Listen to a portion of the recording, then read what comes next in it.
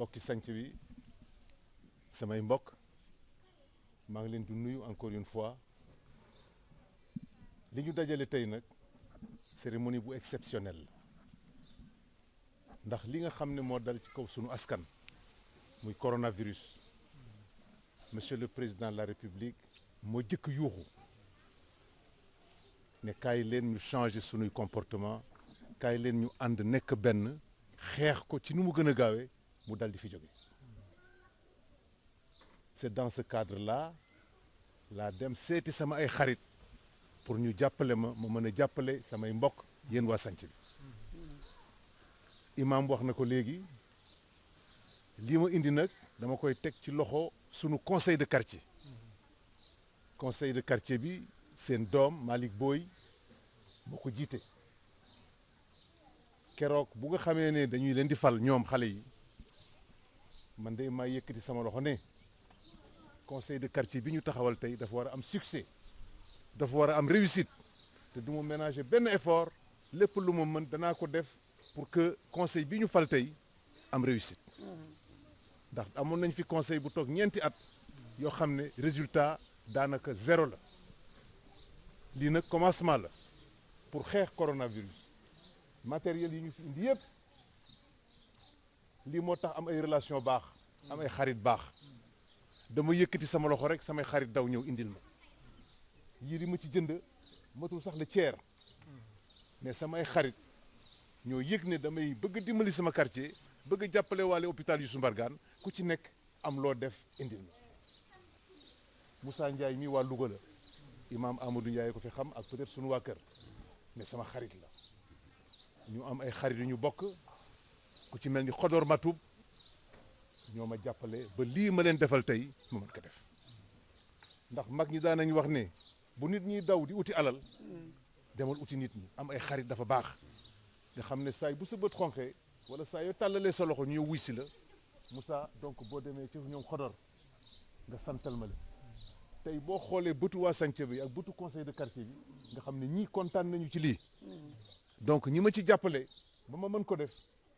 tuyaaba bu ngeen ci am yéen waa conseil de quartier man it tuyaaba ju ma ci am ñoo ma koy bokk ndegam ñoom sax du ñu ci ëppale donc encore une fois wax ji jarta bëril imam notable yi fi nekk man daal imam wax na ko léegi sama quartier laa am d'abord bala ngaa laax jaay nag da ngay laax lekk su ma amee benn dërëm bala maa joxe 15 fen damay jox sànce ba pare ñaan naa yàlla nag à ma qualité de responsable départemental et à ma qualité de coordonnateur ci commune Nord imam ngeen ñaanal ma ba lii ma def tey pour conseil de quartier sànce bi ëllëg ma defal ko conseil de quartier Dangu Sud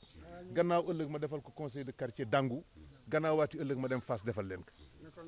ni ma leen ko yéenee noonu laa leen ko yéenee ñoom tam ndax ñoom ñëpp seen kilifa la te bu fekkoon ne sax yàlla def na ko mun naa dem sax ba génn département bi dem ba fu mel ni Sédhiou ndax ñoo ñëpp dañ may woo yaakaar ma donc Moussa nga nekk suñu interprète boo demee ci ñi nga xam ne ñëpp dugal nañ seen loxo ci lii surtout je dis bien surtout Xodor moom nee na ma sax boo xaaroon ba lundi wala mardi danaa gën a def lu raw li ma def mais comme que feebar bi du xaar boo amee tey benn javel joxe ko tey boo amee benn eau de javel joxe ko tey mën nga faagaag dal mais boo naree xaar fii ba mardi ma ne ko li ñu am daal dañ koy yóbbu tey ci samedi ji talaata nag bu ñu amaatee leneen nit ñu indiwaat li tax nag ma jox ci Youssou Mbargane dafa nekk suñu hôpital départemental nekk dans le dénuement le plus total département Tëngéej mérite na un vrai hôpital bu mel ni hôpital principal hôpital bu set hôpital bu am ay normes boo xam ne kenn du fa ragal dugg ñun ñëpp nag bu ñu àndee mën nañoo xeex ba waxuma sax ñu raser Youssou Mbargane mais mën nañ tabaxaat beneen hôpital bu ko gën a moderne gën a respect boo xam ne nit ñi dañ ko ñeme hôpital nit ka fay dem daf ko war a ñeme d'abord nga xam ne buy dugg xelam dana dal mais am hôpital boo xam ne dafa tilim mur yi dafa tilim néeg yi tilim lépp tilim boo fay dugg sa xel du dal te ku feebar lañ la war a jëkk a defal mooy dalal sa xel donc encore une fois merci à mon conseil de quartier merci à mes notables ñoom Alaaji Tidiane Ndoye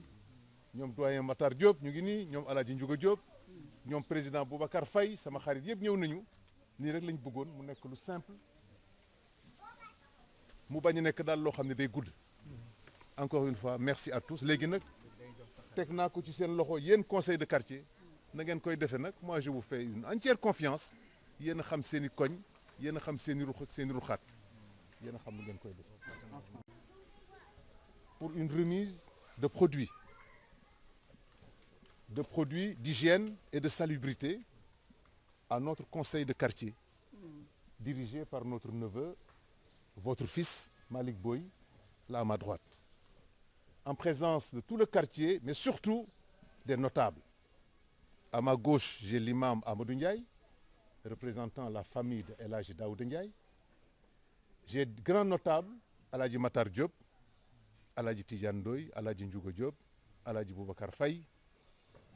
Tous les notables de Santhiaba sont ici présents pour assister à cette cérémonie symbolique. Et comme vous le savez, nous sommes actuellement en guerre contre le coronavirus qui est en train de faire des ravages dans le monde entier. Vous avez appris hier ce qui s'est passé aux États-Unis. Vous avez appris ce qui s'est passé en France. Des pays qui sont les pays les plus développés du monde, qui ont le plus de moyens, sont confrontés à un mal jamais vu dans le monde. Nous,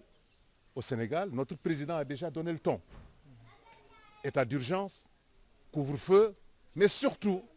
inciter les Sénégalais à changer de comportement. Inciter les Sénégalais à être plus propres. Inciter les Sénégalais à être beaucoup plus regardants sur les notions d'hygiène et de propreté.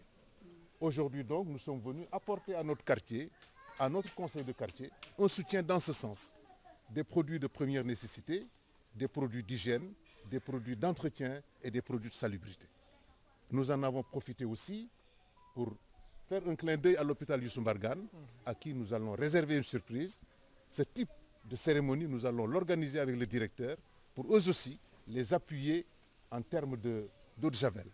en termes de produits désinfectants et en termes de gants. Il paraît qu'il y a une pénurie de gants. Nous avons à peu près 300 paires de gants que nous allons destiner à l'hôpital Youssou Mbargane. Encore une fois, merci à Santhiaba. Merci aussi aux généreux donateurs. Parce que dans cette affaire, je ne suis pas seul. J'ai élevé la voix et j'ai des amis qui sont venus me rejoindre, dont je citerai un nom parmi eux, M. Khodor Matou, représenté ici par son ami Moussa Ndiaye, qui très tôt le matin m'a appelé et m'a dit « Mais président, passez me voir, j'ai quelque chose pour vous. » Je peux en toute honnêteté vous dire ce que nous avons remis aujourd'hui, ça fait à peu près, je dis à peu près, 1 450 000 à 1 500 000. Mais sur ce montant, moi je n'ai mis peut-être que le tiers. Le reste, ce sont des amis qui sont venus à mon secours et au secours de mon quartier. Comme vous le voyez ici, sur ce lave-main, vous voyez, je le donne à mon conseil de quartier. Il appartiendra maintenant au conseil de quartier de voir en toute légitimité et dans sa conscience comment répartir cela dans notre quartier ba ñu ci war a jot ñëpp jot ci. Waxtaan nag ñoom nee naa leen bu ñuy joxee lu mel nii am na koo xam ne boo demee li nga ko war a jox jënd na ko déjà mais am na koo xam ne bu amee ñaar téeméer ab añ la koy def kooku ngeen war a jëkk seet parce que yëf yi solidarité la. Yow am nga ñaar joxal sa dëkkandoo benn am nga ñett jëlal benn jox sa rakk benn jox sa dëkkandoo benn boo amee ñeent aussi nga dem jox sa imam et cetera et cetera. Donc encore une fois je remercie mon quartier pour cette confiance et je me rappelle le jour de l'élection du conseil j'avais promis que ce conseil de quartier on va l'appuyer, on va l'accompagner pour que sa mission soit une réussite. Ça c'est un début, c'est un premier pas, Malick. C'est un premier pas. Je suis sûr que nous allons faire d'autres pas et des pas beaucoup plus importants que ça. Ben, écoutez, je reviens là-dessus. J'ai visité l'hôpital Youssou Mbargane. J'en suis sorti avec une larme aux yeux. Rufisque fait partie des 4 communes. N'oubliez pas que Rufisque a été commune avant Dakar. On nous doit beaucoup de respect. On doit respecter Rufisque. Lu Dakaru am, je suis en train de parler encore en wolof. Lépp loo xam ne Ndakaaru am na ko Tëngéej war na ko am du yoon ñu ñuy def des citoyens de seconde zone. Nous ne devons pas l'accepter. Nous avons eu des hôpitaux avant Dakar. Nous avons été émancipés avant Dakar. Il n'est pas normal qu'on reste à la traîne. Nous devons nous battre pour avoir un hôpital digne de Rufisque, un hôpital digne de ce nom. Même si nous n'avons pas l'équivalent de l'hôpital principal, mais nous ayons au moins un hôpital qui respecte les mêmes normes que l'hôpital principal. Que le peuple rufisquois n'ait plus peur à aller dans son hôpital. Qu'en allant à l'hôpital, que les gens soient confiants qu'ils vont trouver dans leur hôpital tous les soins à des normes de qualité internationaux comme on en trouve à l'hôpital principal, qui est l'hôpital de référence au Sénégal. Encore une fois, merci à tous et puis bon vent à mon conseil de quartier. Alaaji Amadou Ndiaye mi nga xamee ni Salam wax na ko léegi xëy na moom moo ma fi xam mais déplacé wu ñu ñëw ba Louga seet si ma yendoog man ba ngoon jot beneen bi aussi Salam li mu wax nii lii muy wax nii moo ko jikki ko defal parce que bu ñu nekkee ci xat-xat maa ngi moom bu ñu ko seetee lu ñu soxla mu régleel ñu ko nit nag dafa fekk ni su lay jàppale ci wet gi ci sa loxo ndeyjoor na nga ko jàppale yow ci sa loxo càmmoñ moom li mu ñu ji moom waxu ko mais man danaa ko wax parce que man rakkam laa Tëngéej laa dëkk Louga laa dëkk moom mu dëkk Tëngéej taal na otoom ñëw ba Louga seet si ma ay yoon du benn du ñaar beneen bi mu jël ma jox ma cër bu nga xamee damay ñi ma bokkal ndey ak baay sax joxuñu ma ko ma nekk rakkam muy diisoo ak man di waxtaan ak man lu ne da koy kër gi miin naa ko yàgg naa fee ñëw boobu yaay ma ngi dund vraiment mu jàppale ñu lépp lu ñu soxla bu ñu ko woon 2 heures du matin Grand Salam mu ni bàyyil ba suba bu subaa bu ñu xëy suba bu ñu ko seetee mu réglé ñu ki nga xamee ni jàppale na ko ci lii muy sama xaritu benn bakkan ñu koy xodor matub su bëtam xonqee danaa ma nañ dem seeti Grand Salam kon moom su nekkee ci jàppale président de la république Macky Sall ci xeex bi nga xamee ni ñëpp la war ñëpp la laal ñëpp la touché ci àdduna bi moom mu taxaw ci pour xeex ci ñun ñi ay xaritam buñ ko déggee dañ ko war a jàppale vraiment moom bu région yëpp amoon ku mel ne moom ci région bu ne defe naa Sénégal dana jóge fii dem ci kanam ñi ngi koy ñaanal yàlla nag yàlla na ko yàlla jox ndomba yu gën a kawe parce que bu ko amee rek da ngeen xam ni yéen waa Tëngéej am ngeen ko am ndomba lii muy wax nii aussi tamit man de awma ko ci Louga gëm a dëkk awma ko ku mel ne moom ci Louga gëm a dëkk mais ñun de suñ ko amoon Louga dañ koy téeg suñu fukki loxo ndax lu jóg mu ni Tëngéej man maa ngi moom a yem parce que man it damaa bëgg Louga bis naka tey bu doon di ñu tëj mag may fekk ci Louga ni mu mel ci Tëngéej bu ma ko woowee léegi-léeg samedi wala dimanche mu ne maa ngi Tëngéej nangam maa ngi jaale ji maa ngi ci nangam maa ngi ci nangam man bu dimanche jotee tellement jaale ji kenn damay dem ci course ba moom bu dimanche jotee mi ngi ci nit ñi kon nag yéen waa Tëngéej ak yéen waa sanc ba na ngeen ko ñaanal yàlla ndombay tànk nag gudd fan a ko gën na ngeen ko ñaanal yàlla mu gudd fan te wér parce que seen njariñ la lii ñu ko defal nag lim ñu ji moo ëpp li ñu ko defal ndax moom lim ñu defal defaluñ ko xaaj bi loolu laa leen doon wax yéen ay mbokkam maa ngi leen di nuyu di leen sant wasalaam. di yëkkatu ay kaddu ci turu président conseil de quartier bi naam mënoon nañoo doyloo li fi imam wax ak li fi Salam wax ak xaritam bii waaye nag il faut ñu yëkkati ay ngërëm ak cant jëmale ko ci Salam Salam Gueye ku nekk xam na ne lépp lu mu am bokk na ko waxuma waa Tëngéej waaye waa sanc waaye bokk na ko waa Tëngéej kon yal na yàlla yokk wërsëgam lépp lu mu yóotu te ñu xam ne njariñu dëkk bi la yàlla na ci jot yàlla na ko yàlla jotal kontaan nañu bu baax ci moom mbir mi nag yéen a ko gis bari na bariwul waaye bari na sax macha allah waaye ñun ñi nga xam ne ñun lañ ko teg suñu loxo ñu di leen xamal ne ku nekk war na ànd ak xelam parce que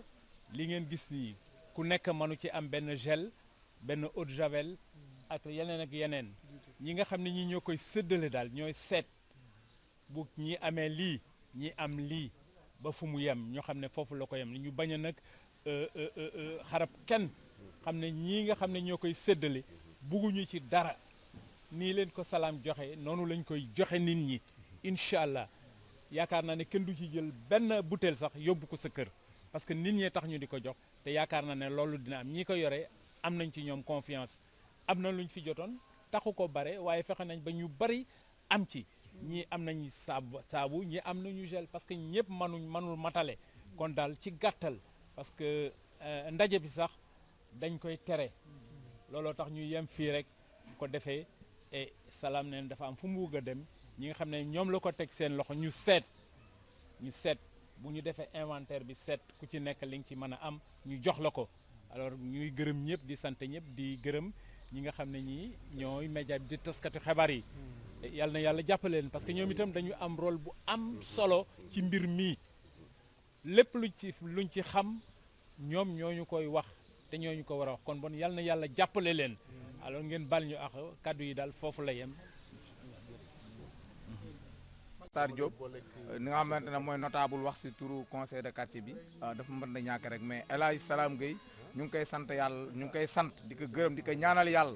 yàlla mi nga xamante ne moom moo mën a fay yàlla na yàlla fay si turu sanc bi yëpp comme ni ko Pape Matar waxee mënuñu wax leneen loo xamante